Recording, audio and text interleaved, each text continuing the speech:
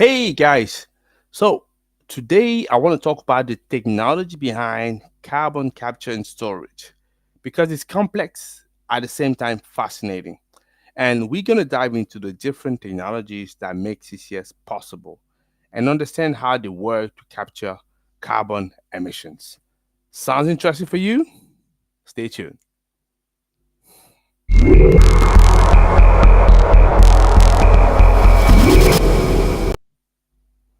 Hello, everybody. My name is Tony T. I'm the founder and CEO of Renewables in Africa. If you see me for the first time, what you want to know is that I raise awareness about renewables energy in Africa, but also across the globe. So, if you are a project developer, if you are an EPC company, if you are a supplier or an investor, and you say, "Hey, I want to tap into Africa, I want to expand there," this is great news, and I want to help. I want to help, especially I want to help solve two key questions I'm sure you have, which is number one, how can you reduce your business development cost? Because that's one of the most, I would say, substantial costs that you're going to have at the beginning, right, as you're developing the project. Second one, how can you fast track the customer acquisition process? I know those are painful, and I want to help. We've developed awareness packages, and those awareness packages help you with three things. But how is it helpful? Let me tell you. First thing, it gives you the visibility that you need to the targeted audience. Who's your target audience for you? Simple. The people who are your customers, people that will buy your product, service, but also people that participate in your program. Yeah. And once we give you that visibility to this guy, guess what? You will now be able to get qualified leads. And from those qualified leads, guess what? You're not far from making the sales. As simple as that. Yeah. So this is what we're gonna be doing, how we going to be helping. Yeah.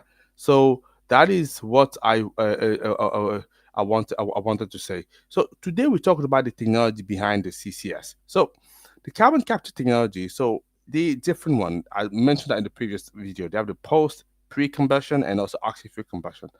The post-combustion capture.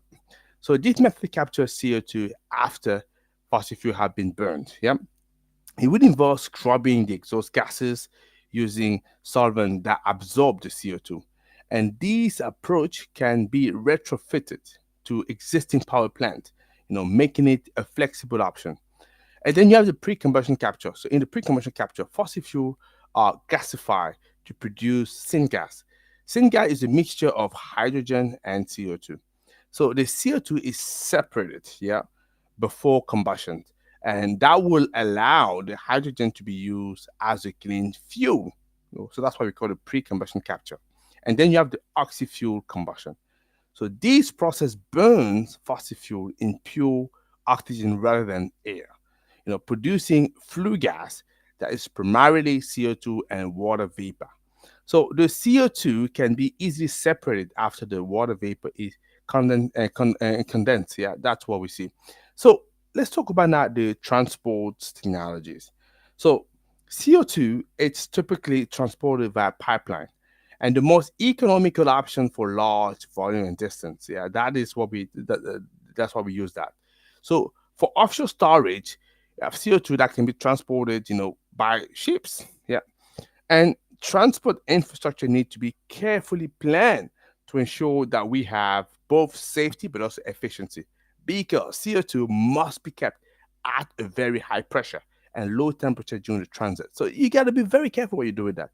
And there are ongoing innovation in developing safer and most cost-effective methods for CO2 transport, such as solid sorbent-based transportation. Yeah. So you will see a lot of them will be emerging as we're going along. So talking about the storage technologies, you have geological storage. This is when the CO2 is injected into deep underground rock formation. You have, for example, saline aquifers. You also have depleted oil and gas fields.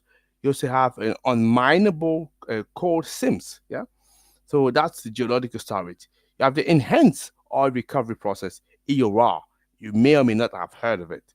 So this is when the CO2 is injected into declining oil fields, yeah, to increase oil production, which also serve as a method for permanent CO2 storage. It's a little bit of controversy around that because it's sort of boosting oil production. But hey, let me share with you the technologies we can deal with the controversies later, right? And then you have the mineral carbonation. So that's an emerging technology that involves reacting CO2 with minerals to form stable carbonate, permanently locking away CO2. And then you have monitoring and safety. So advanced monitoring technologies are used to ensure that stored CO2 remain securely underground. Yeah. So this includes, seismic surveys, pressure monitoring, and also satellite tracking. And safety protocol and regulation are in place to prevent leaks and ensure that CCS operation do not pose risk to human health and also environment.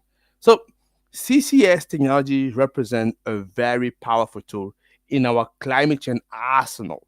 And by understanding and investing in these technologies, we can continue to develop and deploy CCS at scale, marking a critical component of our path to a sustainable future. So hopefully it gives you a little bit of an understanding. As usual, I like you to comment on this video. I like you to like it as well, share people that you know, and let me know what's your take. So what's your position towards CCS? Is it the technology that we should pursue or not? Happy to hear from you. Speak to you later, guys. Tomorrow.